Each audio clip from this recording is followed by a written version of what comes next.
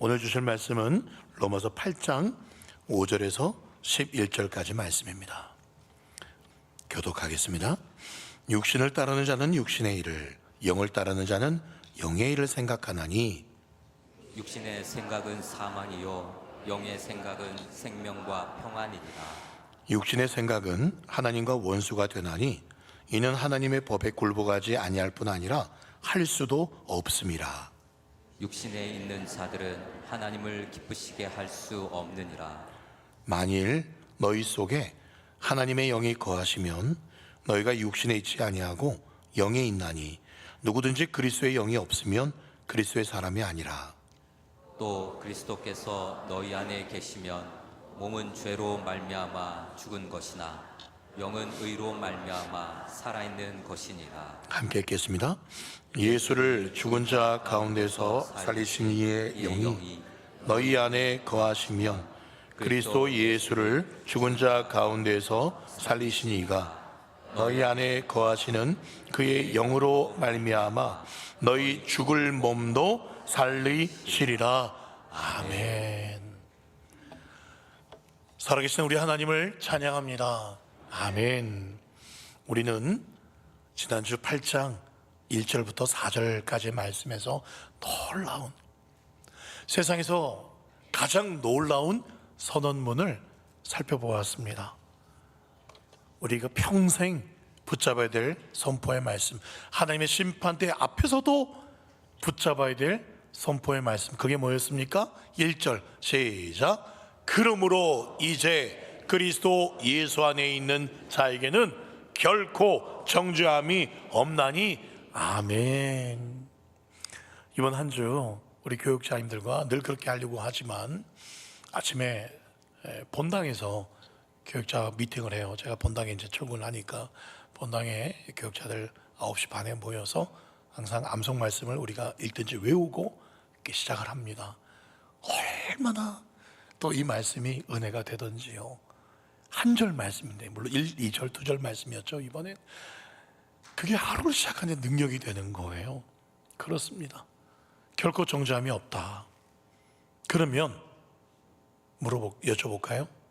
정죄함 없으니까 이제 내 멋대로 내가 하고 싶은 대로 살아도 된다라는 말씀입니까? 아니에요. 아니라는 거예요.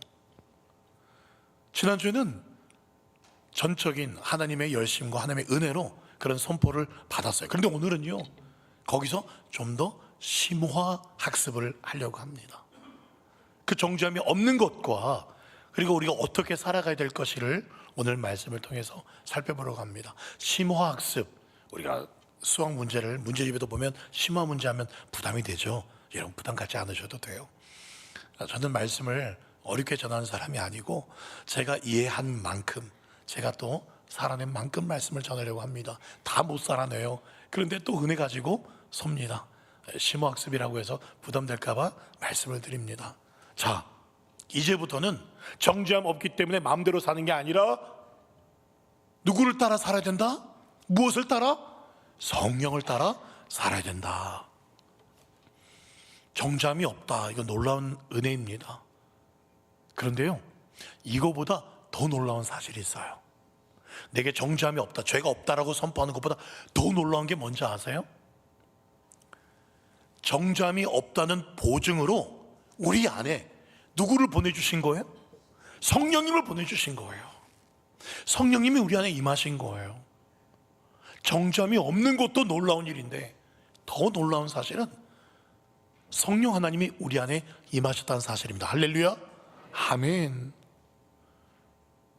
로마서에 8장에 잘 보시면 성령이라는 단어가 12번이 나와요. 그런데 하나님의 영, 그리스도의 영, 그것도 다 성령님이잖아요. 그것까지 다 포함하면 20번 이상 로마서 8장에 나옵니다. 그래서 어떤 분들은 이 로마서 8장을 성령장이라고 말하기도 해요. 우리가 지난번에 몇 주 전에 7장 말씀을 통해서 오라 나는 곤고한 사람이로다 라고 절규하면서 통곡하던 사도 바울, 그를 오늘 정죄함이 없다라고 찬송을 부르게 만든 그 결정적인 비결이 뭡니까? 그 능력이 뭡니까? 그분이 누구십니까? 성령님이세요. 우리 안에 있는 남아있는 죄의 본성이 있습니다. 영적인 전쟁이 있어요. 그걸 승리할 수 있는 하나님의 놀라운 대안이 있다는 거예요. 그게 누구라고요? 성령님이라는 거예요. 오늘 성령님에 대해서 우리에게 무엇을 원하시는지 살펴보려고 합니다. 특별히 9절 말씀 볼까요? 읽어봅시다. 시작.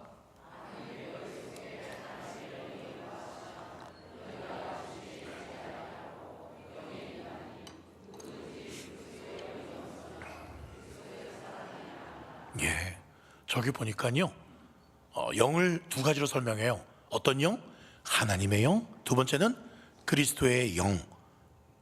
그분이 누구예요? 성령이세요. 성령님은 하나님의 영이세요. 그리고 예수 그리스도의 영이에요. 그리고 성령님이 되세요. 이 세 분이 다 똑같은 영이잖아요. 이 세 분이 다 성령이라는 거예요. 하나님이 그 하나님의 영이도 되시고, 예수님이 예수의 영도 되시고, 성령도 되시는 거예요. 그래서 이 세 분이 같으신 분이에요. 이걸 네 글자로 뭐라고 말하죠? 삼위일체라고 말합니다. 물론 성경에는 삼위일체라는 단어가 안 나와요. 그런데 그것을 설명하는 구절들이 많이 나오죠.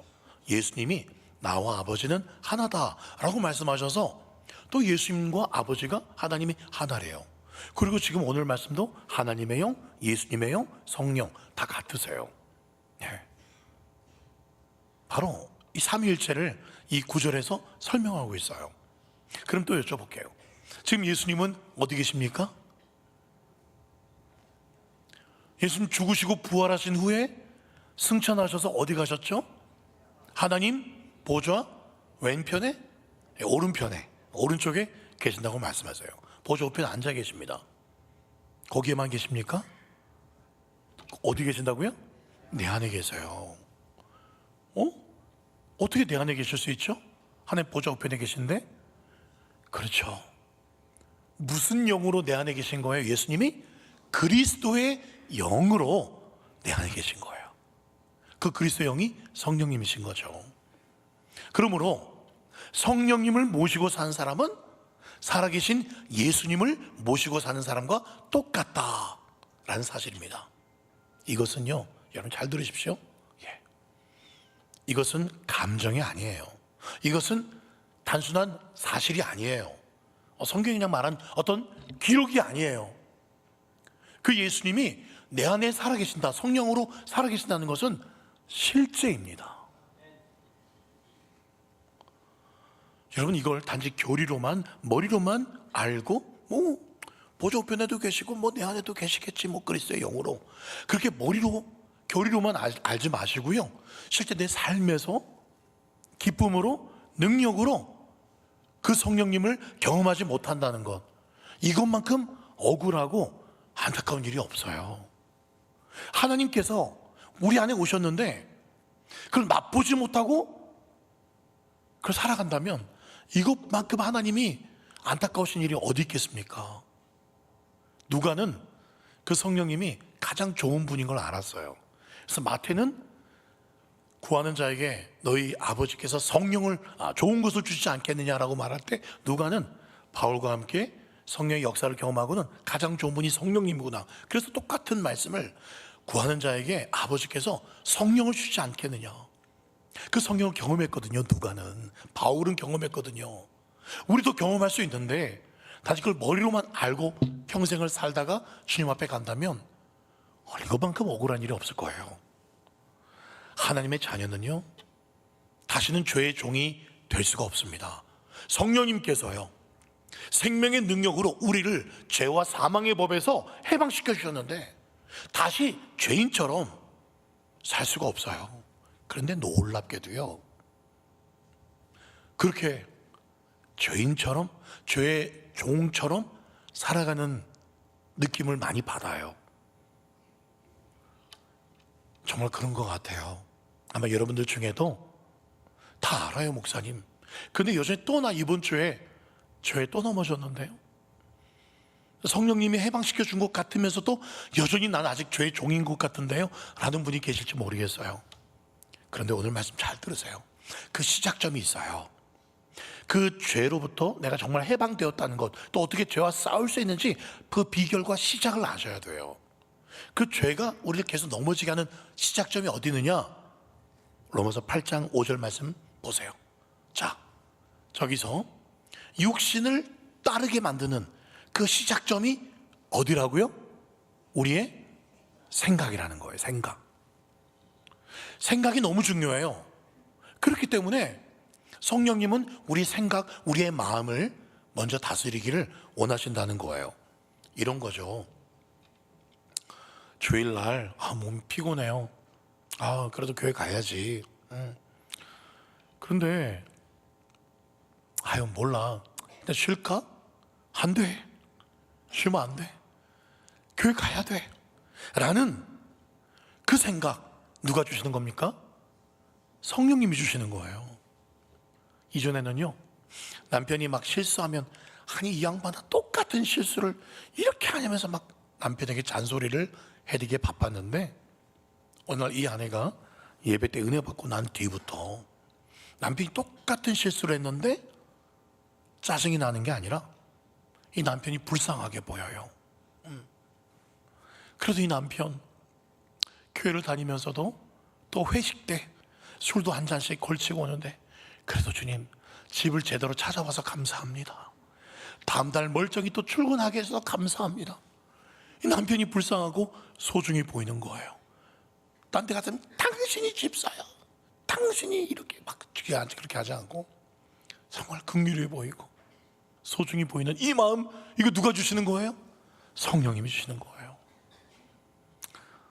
또 신문 보다가 또는 인터넷 딱 보면은 메인 화면에, 포털 사이트 메인 화면에 보면 오늘의 운세가 나오잖아요.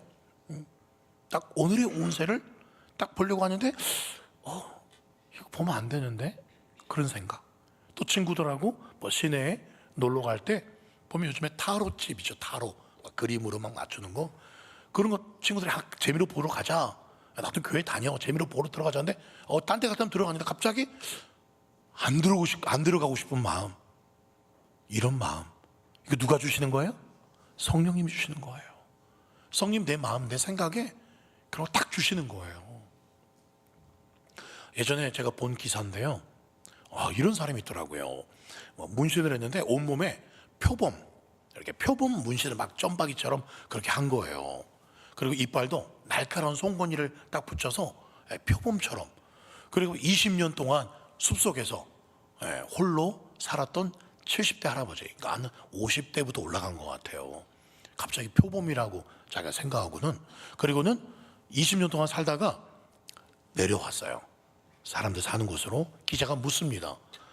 아니 20년 동안 표범처럼 사시다가 왜 내려오셨어요? 라고 물었더니 이분이 간단하게 이렇게 말합니다. 너무 힘들더라고요.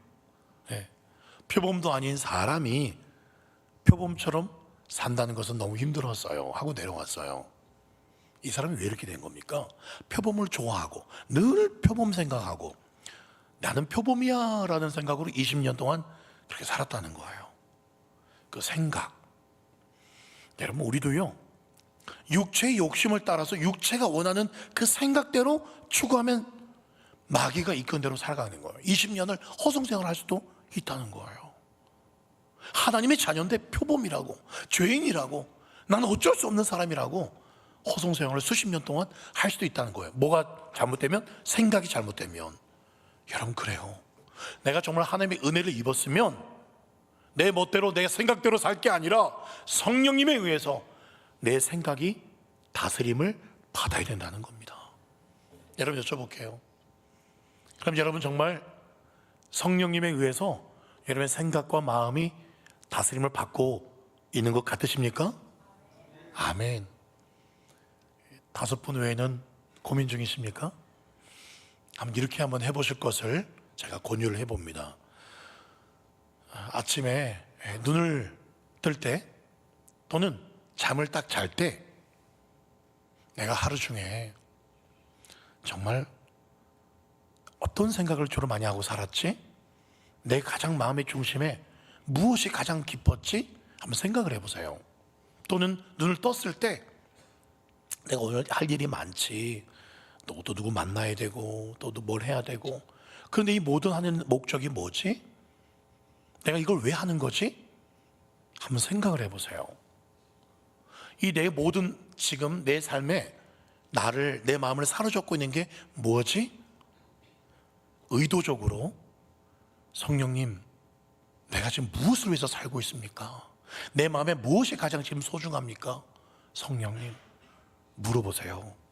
그리고 하나님을 향해서 감사해 보시고 기도를 통해서 내 생각을 전환시키는 훈련을 해보셔야 돼요. 육신의 생각은 분명히 하나님과 원수가 된다고 말씀하고 있어요. 그러나 성령님께서 우리를 다스리시면, 생각을 사로잡으시면 하나님을 기쁘시게 한다 말하고 있습니다. 여러분, 그럼 이런 생각이 들 수 있어요. 지금 내가 하고 있는 이 생각, 이것이 성령님이 주시는 생각인지 아니면 내가 하는 생각인지, 이걸 어떻게 구별할 수 있죠? 이거 내 결정인지 아니면 성령님이 원하시는 건지, 이걸 어떻게 구분할 수 있을까요? 오늘 말씀에 답이 나옵니다. 6절 말씀이에요. 6절 읽어볼까요? 시작.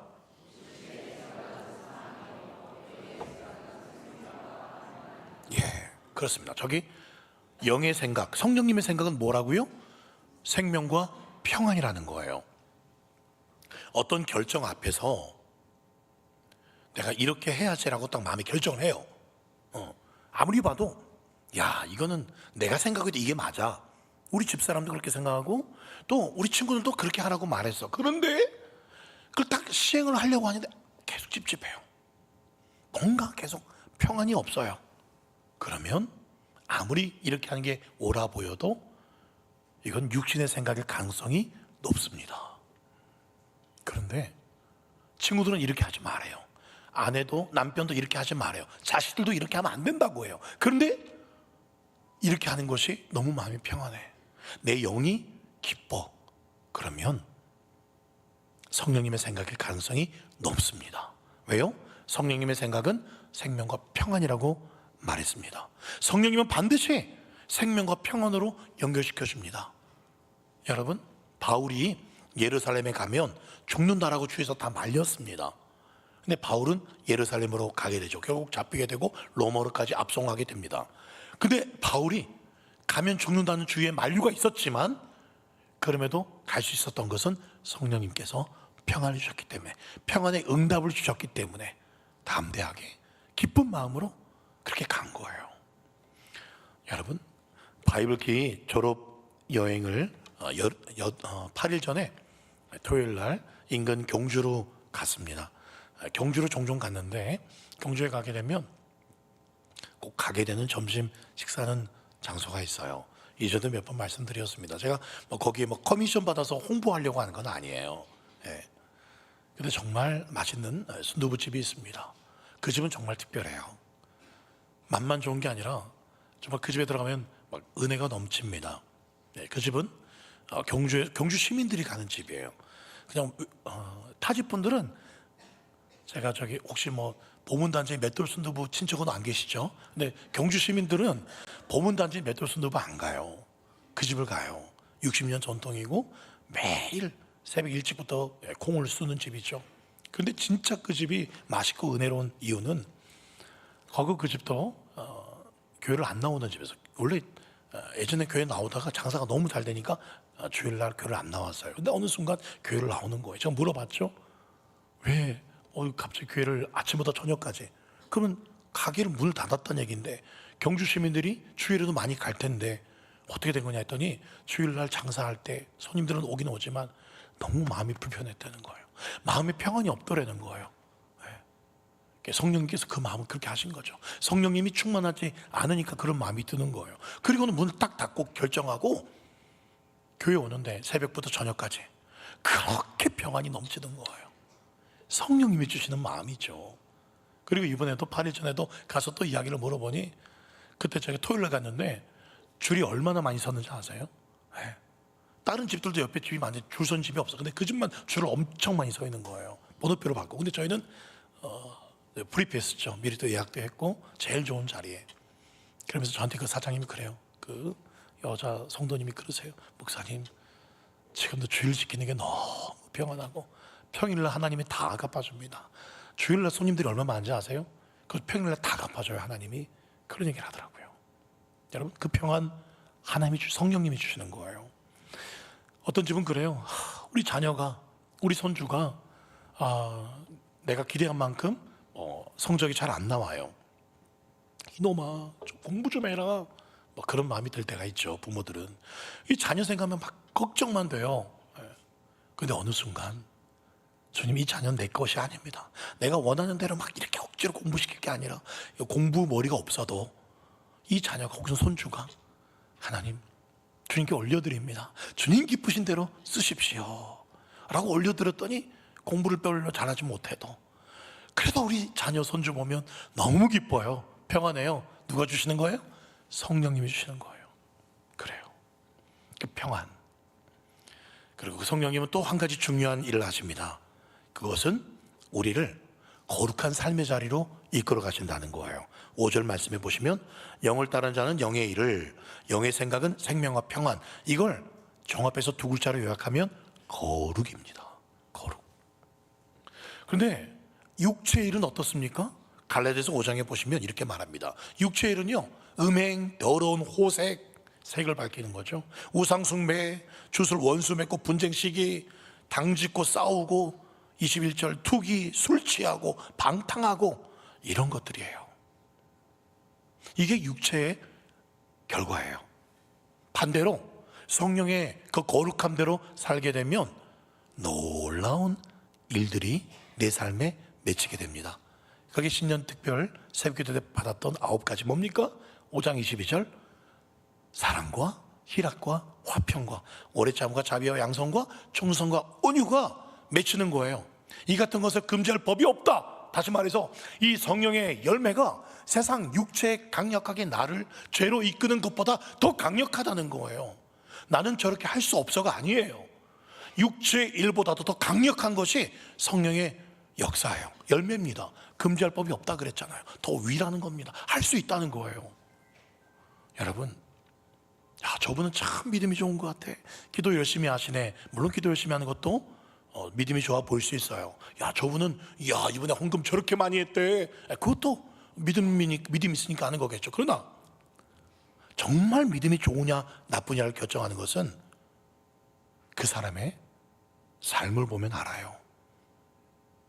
열매가 어떻게 맺히는가를 보면 알 수 있어요. 그게 믿음 좋냐 안 좋냐를 진짜 판별하는 기준이라는 겁니다. 프란시스 웨퍼라는 목사님이 이런 말씀을 했어요. 우리 시대에 절망이 있다. 그 절망은 다들 행복하기를 갈망하지만, 그리스도인들도 행복하기를 갈망하지만 더 이상 거룩하기를 갈망하지 않는 것이 절망이다. 그래서 이런 말도 했어요. 인생의 목적은 행복이 아니라 거룩이다라는 그런 말씀을 하셨어요. 우리 갈릴리 교회 여러 모토가 있습니다. 영적 행복감을 누리는 교회, 너무 좋은 모토예요. 근데 그보다 더 위에 있는 모토가 있습니다. 행복감만 누리는 게 아니라 거룩으로 나아가는 교회여야 된다는 거예요. 6절 말씀 보십시오. 육신의 생각은 사망이요 영의 생각은 생명과 평안이다. 저걸 바꿔 말하면 이거예요. 하나님의 자녀라도 계속 육신의 생각대로 따라가면 생명과 평안을 못 누릴 수 있다는 거예요. 마치 육신의 생각 사망이잖아요. 절망을 느낄 수 있다는 거예요. 하나님의 사람들도 똑같이 기도의 문이 막혀요. 감사가 사라집니다. 육신의 생각 속에 사로잡혀 있으면 무능한 성도가 돼요. 이때 내가 지금 육신의 생각에 사로잡혀 있구나. 분명 성령의 생각은 생명과 평안이라 그랬는데 내 안에 생명 영역도 없고 평안도 없구나. 얼른 깨달아야 돼요. 내가 지금 육신의 생각으로 꽉 차 있구나. 그때란 걸 아셔야 돼요. 마음의 평안을 사람들은 다른 데서 찾으려고 그래요. 화가 나잖아요. 너무 스트레스 받으면 어떤 사람은 먹는 걸로 풀기도 해요. 전 별로 화 많이 나지 않습니다. 가끔씩은 가끔씩은 그럴 때도 있어요. 저도 어떤 사람은 담배를 피우면 이렇게 담배 연기 때문에 막 머리가 몽롱해지니까, 그래서 그게 위로가 된다 그러고, 어떤 사람 알코올을 넣으면 이렇게 막 알딸딸해져가지고 뭐 스트레스를 풀고 마음의 평안이 찾아온다 그러기도 하면서, 교회에서 주님을 찾는 게 아니라 술집에서 주님을 그렇게 찾는 사람도 있어요. 여러분, 마음의 평안은요 그런 데서 찾는 게 아니에요. 우리가 얼만큼 성령님을 따라서, 평안을 주시는 성령님을 따라서 생각하고, 얼만큼 성령을 따라서 행동하고, 얼만큼 성령을 따라서 하나님을 기쁘시게 하려는 따라서 진짜 생명과 평안이 임하게 될 줄 믿습니다. 여러분, 저는 여러분들을 주일에 이렇게 만나는 분도 계시고 수요일이나 평일에 가끔씩 이렇게 보는 분도 계셔요. 그래서 정말 깊이 있는 여러분을 잘 몰라요. 사실 기도 제목 보면서 이런 기도 제목을 내셨구나, 그래서 기도는 하지만 그러나 여러분들이 여러분의 삶에서 어떻게 사시는지, 직장에서 어떤 삶을 사는지 저는 몰라요. 그런 말이 있습니다.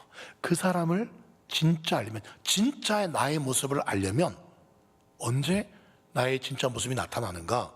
아무것도 안 하고 있을 때, 아무도 나를 봐주지 않고 내 혼자 있을 때, 그때 내 생각을 점령하고 있는 것, 내가 관심 가고 있는 것, 나의 생각을 주도하고 있는 것, 그게 바로 나라는 거예요.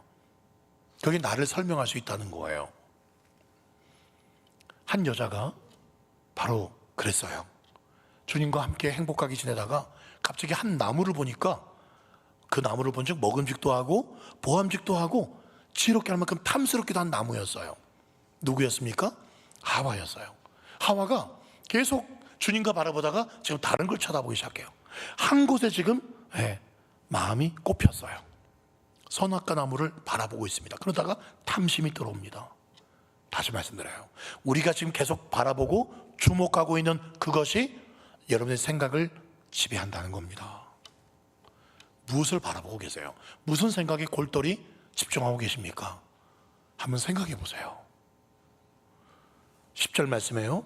그리스도께서 너희 안에 계시면 몸은 죄로 말미암아 죽은 것이나 영은 의로 말미암아 살아있다. 너희 안에 계신다는 게 뭐예요? 성령님과 동행하면서 성령님의 다스림, 인도하심을 받는다는 거예요. 여러분, 성령님께서 왜 우리 안에 계셔서 우리와 동행하시려고 하시는 걸까요?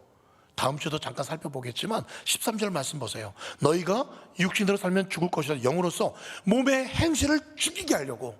이 몸의 행실대로 살면 우리가 예수를 믿었지만 또 계속 주님을 슬프게 하고 주님을 아프게 하고, 또 우리가 영적으로 병들고 하기 때문에 이 몸의 행실을 죽이게 하시려고 생명의 성령의 법으로 우리 안에 거하신다는 거예요.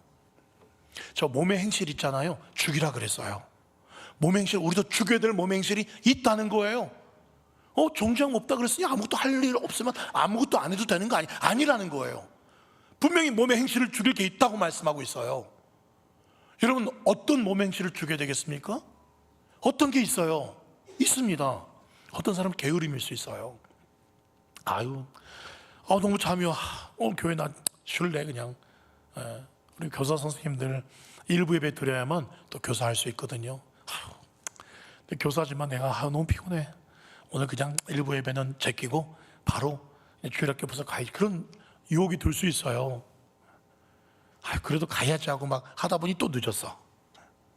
서둘러야 되는데 항상 계속 늦게 오는, 그것도 잘못된 몸의 행실이겠죠.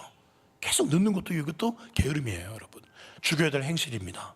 어떤 사람은 어떤 죽여야 될 행실이 있을까요? 몸의 행실이 입만 열면 거짓말이 나오는, 또는 입만 열면 다른 사람 막 그렇게 흔히 뒷담화라고 하기도 하고 막 깐다 그러잖아요.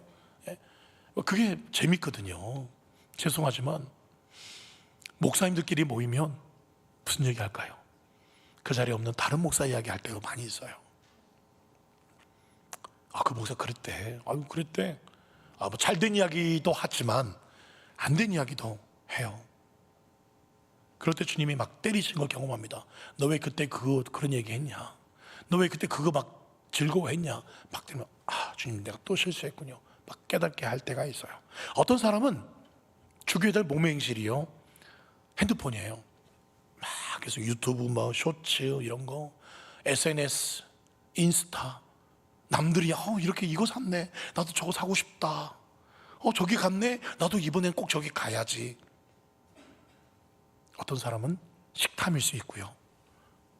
이 모든 것이 여러분 각자에게 있을 수 있습니다. 그걸 죽여야 되는 거예요. 여러분, 우리가 왜 저의 기쁨을 못 버리는지 아십니까? 그거 하면은요 짜릿하거든요. 짜릿해. 그 짜릿한 그 맛 때문에 계속 중독에 빠져요. 뭐 술이라든지 뭐 도박이라든지 막 드라마도, 그 다음에 딱 잘라서 그 다음에 막 보고 싶게끔 그렇게 만들어요. 그걸 이기려면 어떻게 방법이 있는지 뭐 아세요? 그 짜릿함을 이기려면 더 강력한 자극이 있으면 이길 수가 있다 그래요. 한 존 비비어라는 목사님이 친구가 있었어요. 근데 이 친구는 굉장히 음란한 친구예요. 늘 음란한 거 보고 막 그러는 친구가 있었는데, 몇 달 뒤에 이 친구를 만났는데 이 친구가 음란하지 않아. 그것도 보지도 않아. 너무 이 친구가 거룩해진 거예요. 그래서 존 비비어 목사님이 물었어요. 너 왜 이렇게 거룩해졌냐? 했더니 자기가 곧 결혼할 여자가 생겼는데 너무 순수한 여자라는 거예요. 너무 아름다운 여자라는 거예요. 그 자매랑 교제하면서 도저히 이런 걸 볼 수가 없다라는 거예요. 이 자매가 결혼하기 위해서 더 높은 차원의 아름다움, 그것을 맛을 보니까 그 밑에 더러운 음란이 사라지더라는 거예요. 여러분 마찬가지예요. 이 몸의 행실을 내 힘으로 죽일 수 없어요. 더 거룩한 맛을 보셔야 돼요. 하나님의 선하심을 맛보셔야 돼요. 그래 이 몸의 행실을 죽일 수가 있습니다. 그 하나님을 알아가는 것, 그것은 지식이 아니에요. 인포메이션이 아닙니다. 그것은 경험하는 거예요. 익스피리언스, 경험하는 거예요. 하나님은 내 삶 속에 경험하는 거예요. 주일에만 찬양하다가 말씀 듣다가 막 가끔 찔리는 정도가 아니라 계속 요즘에 강조하고 있죠. 살아계시는 하나님의 나타나심을 여러분 삶 속에서, 일주일 삶 속에서 경험하라, 계속 강조하고 있잖아요. 여러분 삶 속에서 그 하나님의 선하심을 맛보셔야 돼요. 그래야 몸의 행실을 죽일 수가 있습니다. 저 요즘에 읽고 있는 책 중에 몇 가지가 소설도 있고 또 신앙서적도 읽고 있어요. 근데 유진 피터슨이라는 목사님의 현실 하나님의 세계라는 책을 보고 있는데, 거기 이런 말이 있어요. 하나님 신앙이라는 것은 창조주 하나님과 관계를 맺는 거다. 그 관계를 예배 때만이 아니라 일터에서도 그 일터가 마치 성소인 것처럼, 성막인 것처럼 그렇게 깨어 있으라는 거예요. 또 집에서 아기의 기저귀를 갈 때에도 주님이 그곳에서 함께 계시다는 거예요. 함께 기저귀를 가는 거예요. 그리고 숲속을 거닐 때, 미루나무 숲속을 거닐 때에도 주님이 함께 계시는 거예요. 집에서 신문이 와서 신문 사설을 보거나 인터넷을 볼 때, 뭘 TV를 볼 때도 주님이 함께 이렇게 보는 것, 내 모든 삶의 현장의 현실을 하나님의 세계로 그렇게 하라는 거예요. 정말 와닿는 문구였습니다. 간절히 바라기는 여러분의 생각과 여러분의 삶의 모든 현장 속에 성령님과 함께 동행하시기를 축복합니다. 그럼에도 어떻게 돼요? 한 주간 잘 사셨습니까? 제가 지난 월요일 날 그래서 이제 또 이번 월요일이 제일 넘어지기 쉽습니다. 교육자는 쉬는 날이거든요. 그래서 월요일은 정말 날 건드리지 마, 막 그렇게 말하기도 해요. 근데 다시 또 제가 지난주에 설교한 것도 있기 때문에 월요일 날 가장 거룩하게 지내겠습니다, 그런 말을 한 적이 있었어요. 기억하실지 모르겠어요. 그래서 월요일 날 제가 기차 타고 어디 갈 일이 있어서 기차에서도 열심히 또 책도 보고 또 기도하고 정말 잘 살았어요. 화요일, 수요일 났는데 내가 기도할 시간에 너무 피곤해. 내가 저녁에 기도하고 싶은 기도의 시간인데 잔 적도 있어요. 내가 이때 이제 뉴스를 그만 봐야 되는데 딱 정해놓고 보는 시간에 이 스포츠 경기 어떻게 끝났나 보고 싶은 거예요. 그래서 그 플레이도 하기도 하고, 그러면서 토요일 밤이 되었는데 가정 예배 드리는 시간에 내일 설교해야 되는데 내가 한 주 내내 주님의 그 거룩하신 기쁘심으로 왜 채우지 못했을까 막 후회와 또 정죄감이 드는 거예요. 그리고 자녀들과 함께 찬양을 부르는데 딸이 이 찬양을 부르자는 거예요. 주의 친절한 팔에 안기세요. 찬양 부르는데 주의 친절한 팔에 안기세요. 주의 친절한 팔에 안기세요. 그렇구나. 그러니 주님이 더 필요하구나. 그러니 내가 가정 예배 때 또 주님이 발을 안아주시고 주님의 은혜가 필요하구나. 그러니 여러분 한 주만 오는 게 아니라 매주 와야 되는 이유가, 또 여러분 상처받고 넘어지고 육신의 일을 하셨지만 또 두 팔 벌려 안아주시는 그 주님이 주일날 기다리고 계시기 때문에 그러니까 더 나오는 거예요. 그래서 그 주님 앞에 그 사랑을 경험하고 치유와 회복, 죄 용서함을 아까 선포했지 않습니까? 제가 여러분 회개기도 하셨잖아요. 제가 선언했지 않습니까? 이제 죄가 없다고. 그 죄 선언을 또 받고 힘 얻어서 또 한 주간 승리하는 겁니다. 그럼에도 여러분 중에 나는 도저히 안 됩니다. 나는 목사님 정말 이건 못 끊어요. 이 죄를 못 끊어요. 안 될 것 같습니까? 나는 정말 성령의 사람이 안 될 것 같습니까? 여러분 정말 기적 중에 기적이 뭔지 아세요? 보잉 747 비행기가요, 미국 가는 그 비행기가 170톤입니다. 170톤. 사람과 화물을 실으면 400톤 가까이 됩니다. 근데 그게 유의 하늘을 떠서 24시간도 날아다녀요. 그 무거운 게 어떻게 그게 가능합니까? 엔진에서 밀어주죠. 추진하죠. 그리고 엔진만 있으면 안 돼요. 공중에서 밑에서 그 날개 밑에서 양력이라고 하죠. 이 양력이 날개를 올려줘야 가능. 이 두 가지 밀어주는 엔진의 힘과 바람의 양력으로 날아가는 겁니다. 마찬가지예요. 우리도 내 힘으로는 도저히 나는 너무 무거운 사람이에요. 너무 죄의 무게 때문에 눌려있는 사람이에요. 안 돼요가 아니에요. 성령께서 우리를 밀어주시고 우리 날개 아래서 우리를 들어주시면 은혜의 창공에서 승리하면 날게 될 줄 믿습니다. 이 성령의 엔진이, 영적인 양력이 늘 우리를 도와주세요. 권능이 있습니다. 변화된 삶, 정말 멋진 그리스도의 삶 살 수 있다는 거예요. 그러니 다시 세상으로 돌아가거나 율법으로 돌아가지 마십시오. 고린도전서 3장 3절 너희는 아직도 육신에 속한 자로다. 지금 고린도 교회 하는 말이에요. 너희 가운데 시기와 분쟁이 있으니 어찌 육신에 속하여 사람을 따라 행함이 아니리요. 사랑하는 여러분, 우리 갈릴리 교회는 그래서는 안 될 것입니다. 마지막 11절을 읽고 말씀을 맺겠습니다. 11절 말씀 읽어보자. 11절입니다. 로마서 8장 11절 시작.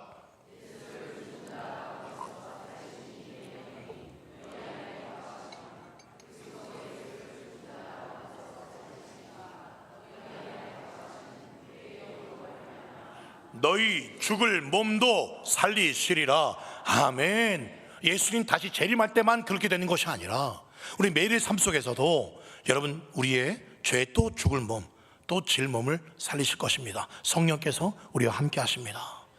우린 연약합니다. 부족합니다. 그러나 우리 안에 계신 성령님은 강하십니다. 또 쓰러져도 우리 하나님은 다시 일으켜 주십니다. 그 주님 손 꼭 붙잡고 일상의 작은 순간에서도 성령님의 세미한 음성을 들을 수 있고 성령님 생각을 알게 해주십시오. 기도하십시오. 조금씩 실천해 보십시오.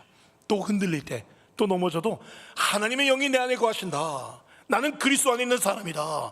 그 정체성을 분명히 붙잡으시고 어떤 상황 속에서도 성령님 의지하십시오. 반드시 세임 주시고 죄를 이길 능력과 하나님 기뻐하시는 삶을 살 수 있게 역사하실 줄 믿습니다. 왠지 아세요? 고린도후서 3장 17절 주의 영이 계신 곳에 자유가 있고 뒤에 밑에 주의 영으로 말미암아 하나님의 영광을 보게 될 줄 믿습니다. 그런 삶을 살기를 축원드립니다. 아멘.